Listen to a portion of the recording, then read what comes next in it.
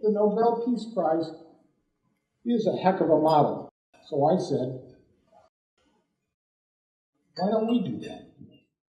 I'm Pennye Nixon, and I am with ETA Projects.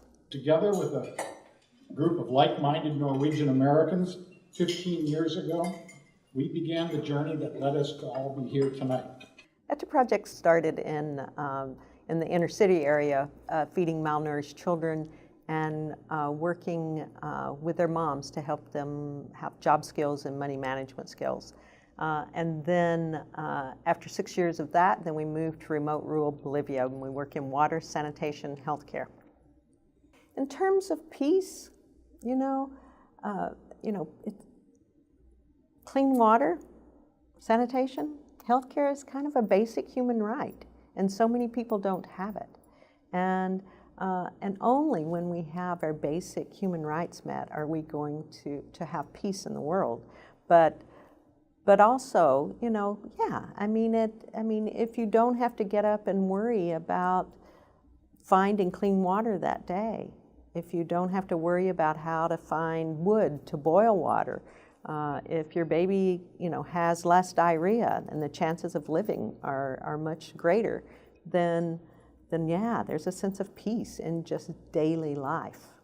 What are the issues? What are the things that concern these families? And it almost always is water, clean water system, sanitation system, and no health care. And so we develop programs that allow us to assess the water situation and bring in clean water systems of some sort, depending on the needs of the village and how many people and what's the best practice for that.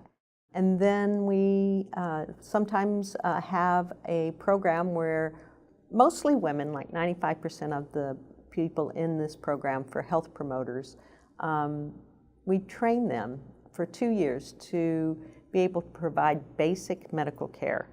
So they're taught to become leaders and educators within their own community for clean hygiene, and if we can improve hygiene situation, we can improve health.